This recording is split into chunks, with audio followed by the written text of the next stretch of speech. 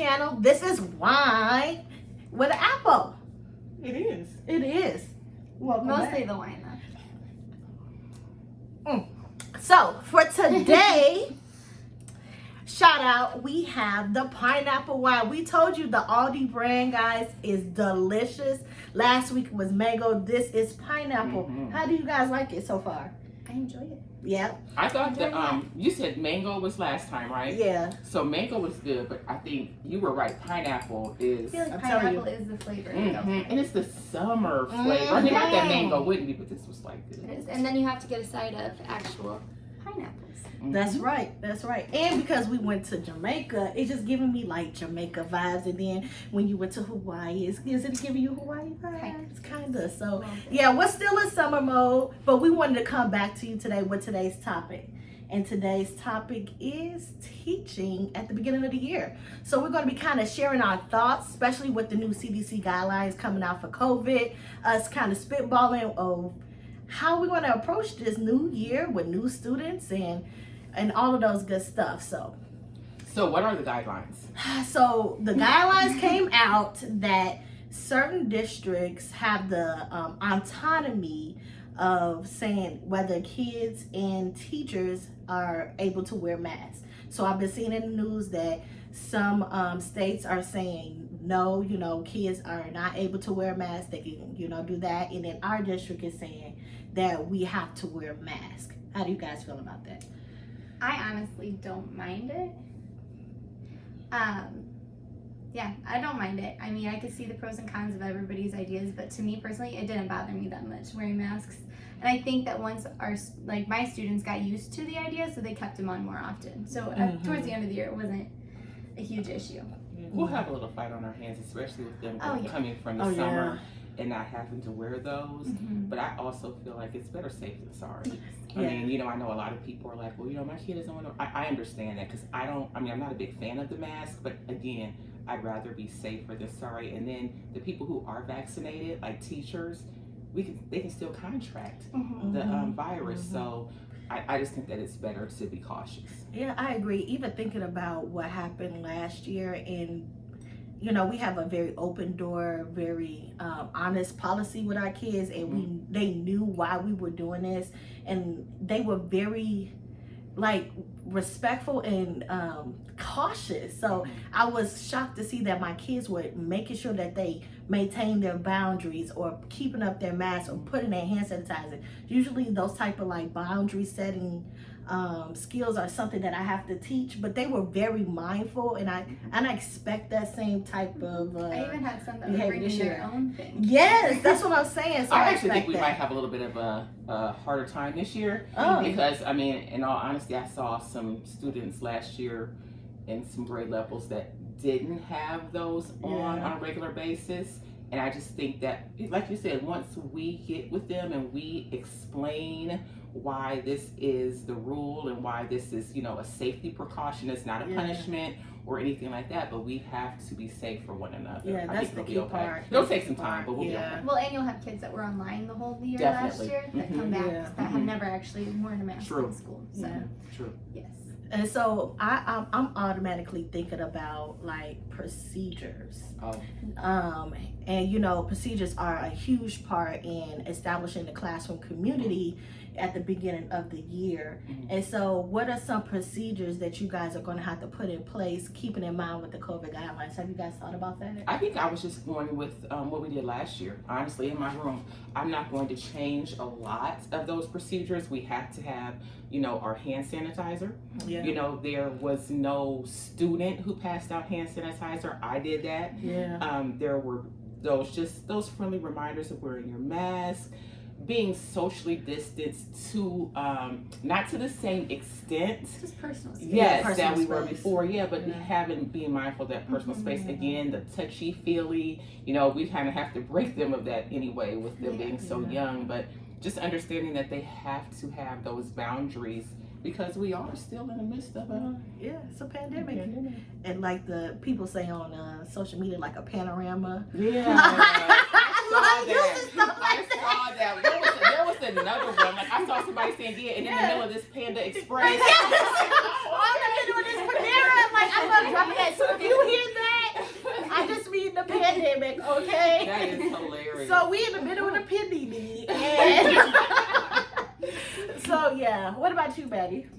I mean, the same thing. I feel like I feel like I'm still kind of new to teaching, so my procedures are what I hit the most in my first couple weeks. Because what I've learned is like, you have to have procedures for everything. So yes, I'll definitely add that in. But I feel like with the COVID procedures, it was very similar to what we did. Yes. Because I like to keep my classroom clean because I don't want to get sick. It didn't even matter that COVID was here. Yes. I was never trying to get sick, so we always were like, personal space, keep your bubbles. Yeah. So kind of just normal procedures. I like what you said too, because that's how we did it every year. I mean, you have to have it, because what kids get sick around those certain times of year, you're like, oh, let me make sure I take my vitamin C and my, you know. So you just want to make sure that we're you're like, you coughed, it's like, I'm gonna need you to be about 3 feet away from That's me. true. And honestly, I did not get sick. Now, one time last year, you guys, I get sick all the time. Like, I be out for like 3-4 days, maybe a week, once a year. But hey, I only out 2, and those were because of personal I was a little dry, but you know, hey.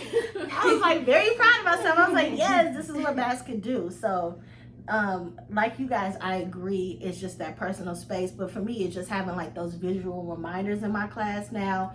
The dots on the floor I used last year. I'm gonna stay with that.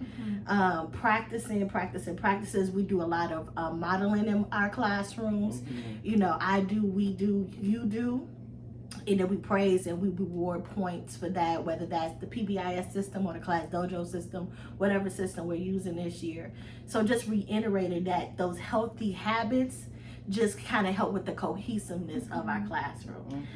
And I think that like going into like last year and this year, something that's different for procedures is that we have to be flexible and we have to make sure our kids are flexible. Yeah. Because we have all these precautions now, but who knows what's going to happen months down the road. Yes. And then because even last year we were like in school and then out of school and then back in school, and our kids were going back and forth all the time. So I think like mentally preparing them for if something were to happen, it's okay, and we still have the same expectations no matter where you're learning from. And I think that it helped last year, because now we're not so anxious. I mean, there you go. If it happens, if something happens that we are put on quarantine, it's like, it's not new to us. Now, I don't want that to happen. Not at all. I mean, that's not even, I don't want that to happen at all. But at the same time, I'm not as concerned with the what if. I mean, I'm just going through this new school year thinking positively. I'm thinking about all of the things that I did last year in the classroom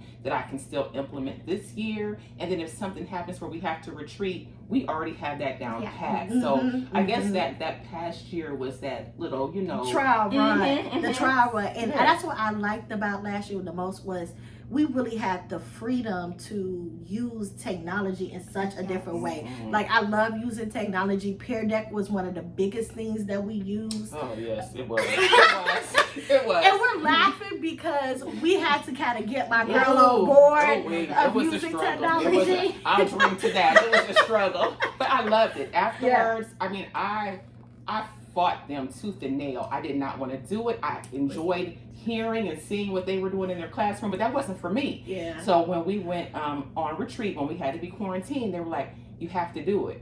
And I'm looking at her like, The steak face was real, y'all. It was. But afterwards, seriously, I embraced it, and my students loved it. I loved it, to the point where, yes, I'm going to incorporate that into my classroom this year. And I feel like this is the first time we've actually had a one-on-one building. So it was like, because we kind of did technology a little bit, but it was like, it was cool to see all that is actually out there. And I think about those kids that hate writing. Yes. Or my kids who were super quiet but would still want to participate.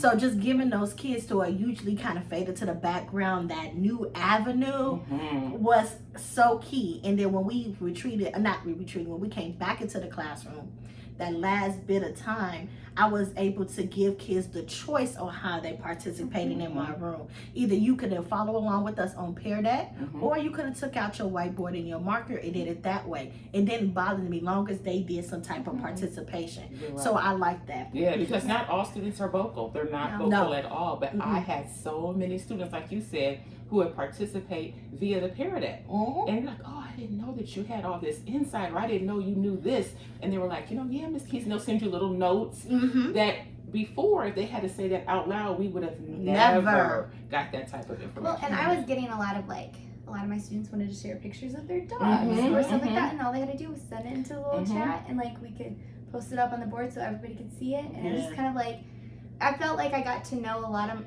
some of my students even more in depth than I normally would have. I agree. And even in the years past, we've had administrators come into our room saying, how could you incorporate technology more into your lesson?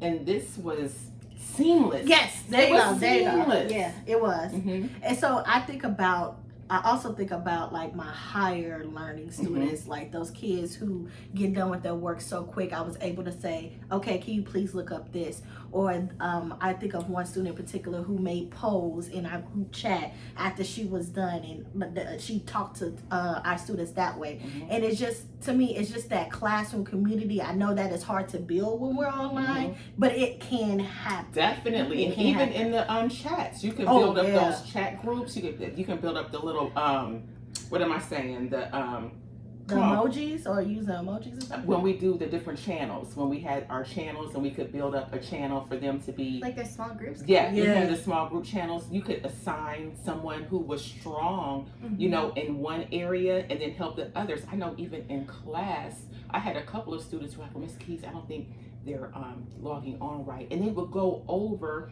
at a distance, kind of like but they would stand behind them and direct them how to log on to certain sites. And I'm like, look at my little teachers in the making. So it pulled those strengths from students that they wouldn't be able to shine had we not even been using that technology. How about that? But just think about, I remember thinking about how we approached the beginning of the year.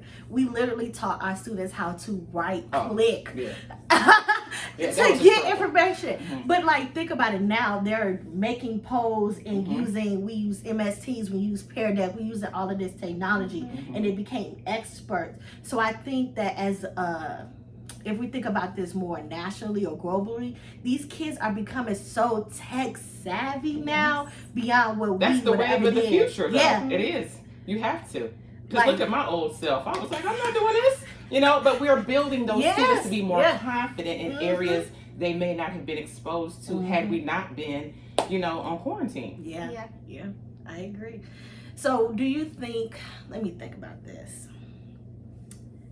Do you think that, how are you going to be able to integrate technology with the push of like the books? Because everybody wants to go back into like the old way of teaching. Do you think there is a balance of what we learned last year and what we've always done? I think absolutely.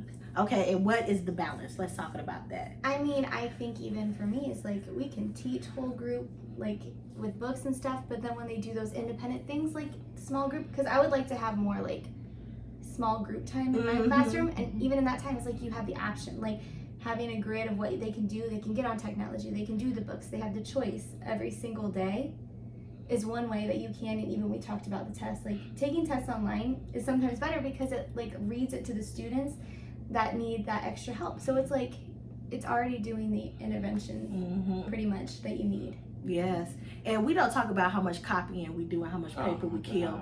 I mean, we are killing trees. Trees. It's ridiculous. And so technology does take a place of all of those small group center time things because they're online. So I do like that. I have a little bit of, I feel mixed, honestly, because when we were using textbooks and papers, then the whole conversation was, how do you include technology? Right. Now we've gone technology, and they're asking us, well, let's get back to the, it's like pick your battle. Pick your battle, because honestly, students love using the technology. The engagement is there more than it is with us throwing a book and a piece of paper. But to an extent, because there was a point where they were done with technology. And I agree with that, but I just don't want people to look at our use of technology as fluff. Do you know what I mean? I don't want that to be the notion, when people see us using that, because again, whole group is essential. Whole group is essential. You have to have that. Small group, very necessary. But if you see my students working on a program on the computer that's just as necessary and essential. So there has to be, like you said, that balance. But I just don't like the fact that it's like, oh, get them off of that computer. Well, wait a minute. Yeah. You just told us previously, throughout the globe, everybody is using technology in the classroom. And now that we've encompassed that into our learning, now you're telling me to scale that back. Of course, that equal balance, but don't come into my room. I love you guys. Don't come into my room asking me why they're on the computer, because it's computer time. Yeah.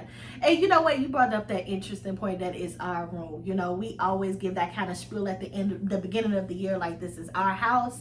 And these are the rules that are in place. They're there to keep you safe, to keep us learning, and things of that nature. What advice do you give first year teachers coming into this world during COVID, and how to establish that this is my room, these are best for my kids, and it is what it is? They need to meet with us. Watch our podcast. But in all honesty, because as a first year teacher, you are going to second guess yourself. Sure. And Maddie's no longer a first year teacher, but you remember it so well. Yes. And I feel like first year teachers, you have to do a lot of things. And I feel like for me as a first year teacher, I wanted all the advice. Like I wanted to, but I also reached out to people for the advice. So yes, to an extent it is my classroom, but also I have to realize I didn't really know. They didn't teach me all this stuff to deal with in school either. So it's yes, I always was seeking for advice from people. It's well, how can I make this better, or what have you seen that has really worked well in the classroom? Because I feel like first year teacher for me, I kind of was just taking a bunch of different things and seeing if it worked, and then picking out the things that worked best for me. If that makes sense. No, it does. It was my classroom, but I wasn't confident in it, and I needed that extra support because I knew something. But that speaks to kind of how reflective and you're super outgoing. So going out there and seek people besides your teammates is just what you naturally did. I guess for me, when I think back to me being a first year teacher, I was naturally shy. I didn't really interact with a lot of folks. So it was kind of I was just kind of floating around until I found my niche. And then when I did it, I just kind of stuck with it. And then it kind of blossomed from there. But at the beginning, I do remember being very reserved, and I tried to do what they was doing, but it wasn't working for me. So I had to kind of take the more independent approach until I found my rhythm. Yeah, but when I was a first year teacher, our team was new together. Yeah. So we planned together, we grew together, or we failed together, and we just learned from all of those. And there's so many resources online That's true. to use, and also I had a great mentor. So yeah, all of those things do help. So it's just about you being confident as a first year teacher to say, hey, I'm going to put myself out here, see if this works, and if it doesn't, I tried, I'm going to try something else. But you don't want to give up. I think the thing about it is you don't want to try something for a week and say, oh, that didn't work, let me move on to the next. It takes time and everything that we do. We take basically the first month or so making sure our routines are down pat. We do not worry about, oh, they didn't get it this week, or we that's content is at the end. We know it's there, but we put it at the end. Our philosophy is we work hard at the beginning so we can see the fruits of our labor at the end. Because I remember Keys and I, we talk about this story all the time. Pre-COVID, Panorama, pre-Panini, we had kids out in whatever. We had kids out in our courtyard. It's a beautiful courtyard with lots of space for the kids to roam, and we were reading a play at that time. And we just kind of gave the kids the assignment, and they had total autonomy. There was no fighting. Everybody was making sure their group members were on task. They were practicing on the stage, and it was like an aha moment for us, because really we was this is what the goal is to instill in them the procedures and the boundaries and the respect for each other. And then at this time of March, April and May, we could just sit back and see our kids blossoming into these beautiful, we teach 4th grade, so these beautiful 5th graders that can and we were just the facilitator. We told them what it was that they had to do, And they did it. And honestly, we sat next to each other on a bench and we're just looking at them like, oh my goodness. Yeah. Look at everything that they have soaked in and they're applying all by themselves. It was a beautiful moment. So again, you don't rush the beginning. You don't rush the procedures. You don't rush those techniques. You make sure that the students have them, that they're down pat, and you will have such a beautiful year. Your year will just be like, okay, I'm just gonna go in here and see where we're, and routine. The routine is everything. And if you falter, because if you falter on your routine, like, Miss Keys, we're supposed to be, or they'll watch the time, because I had a little guy online. He was one of my faves. I kind of stole him from Maddie, no names, but whatever. But I had a little guy online, and he would keep me on track. He's like, Miss Keys, it's almost time for our prep, or it's almost time for lunch. They just love having a consistent routine. There you go. And staying consistent, because I'm more about the chance and what I say, along with the consistency. So the kids will start finishing my sentences before I even, I said, all right, guys, because we do a lot of self-reflection. So before we transition into something else, like 5, 4, 3, 2, 1, how well did you do today? And so it got to the point where I wouldn't even say it. I would just stand up and then boom, they'll finish it for us. We rate ourselves, we talk about it, and then we move on. And that kind of gives you like teacher chills, because it's like, yeah, baby, y'all pay attention, you know? It is. It's beautiful. And my son had broke his leg, so I was out a lot last year. And so when I had a sub, it was so cute to see the students like message me like, Miss Keys, they're not doing this, and they know we're supposed to. So they want to stay on those, tasks and time restraints. So I love it. No matter the grade level. No matter the grade level. It's not just 4th grade. Nope. Because she's a 5th grade head, so you know all about it. But I think going back to our original topic. There you go. Keep us on task. We get a little off topic sometimes. But like pros and cons of starting the beginning of the year. Yeah. I think that pros is super exciting because you get to start fresh. Cons, you have to plan before you even go to work. Because I even started planning last night. We don't start for 3 weeks?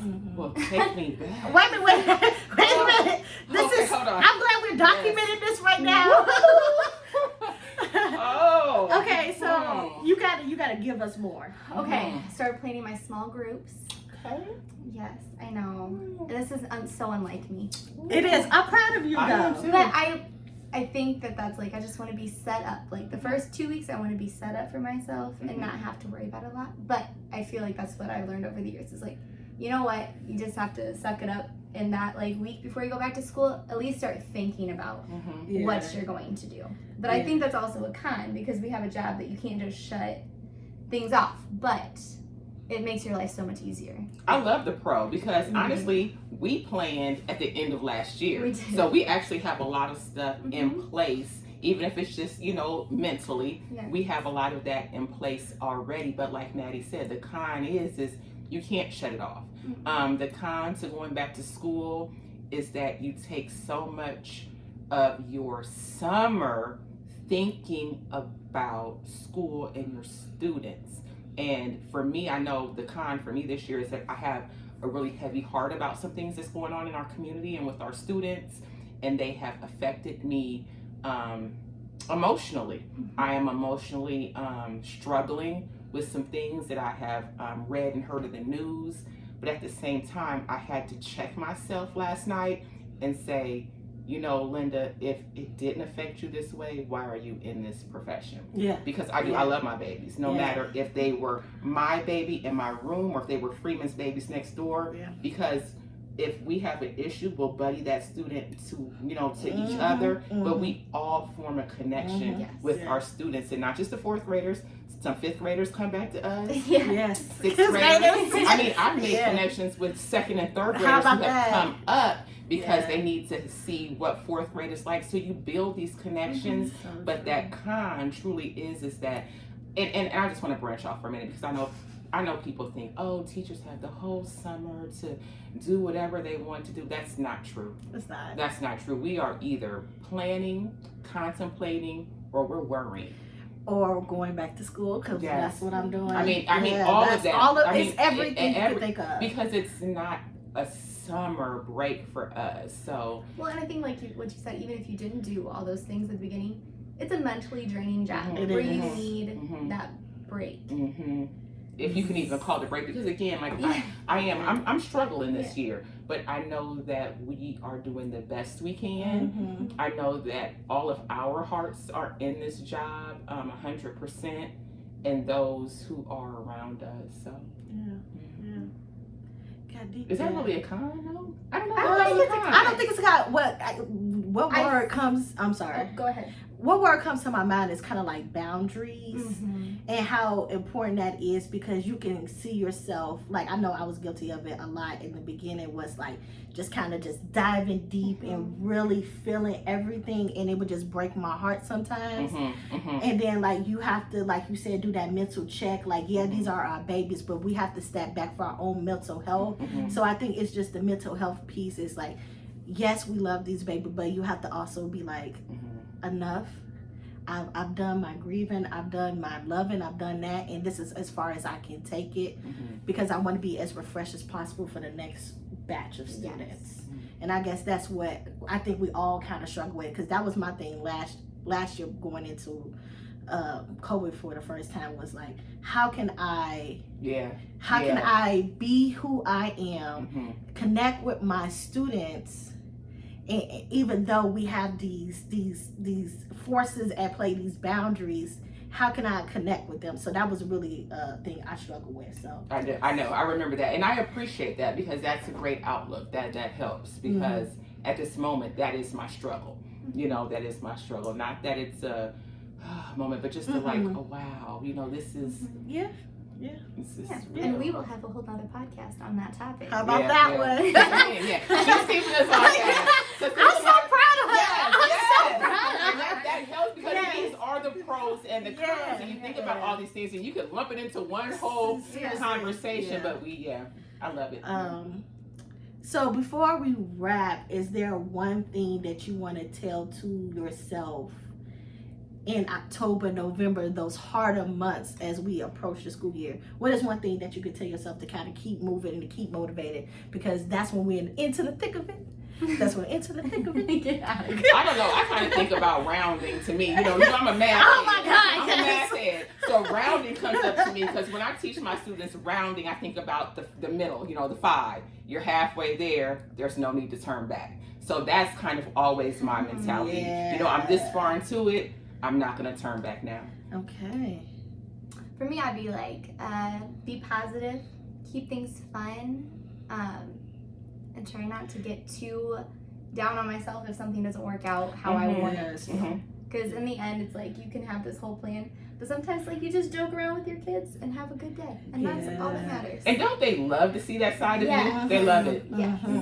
I kind of want to go off of what you said, is just to remember, like, around that time is when we see like their true personality. I see the good, the bad, and the ugly. And still embracing those babies, because like they show us like, this is how vulnerable I am, this is my worries, this is my home life to a certain extent. Do you still love me? And absolutely I do.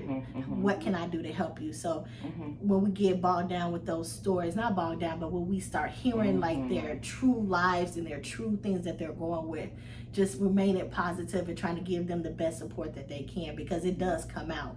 And just providing those resources necessary. Because they need us. As much as we need them, they need us.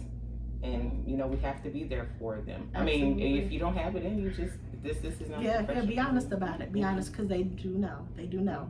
All right. Well, this was another episode of Wine with an Apple. We hope that you enjoyed today. Remember, you can look at our, listen to our podcast on Spotify and check us out on YouTube.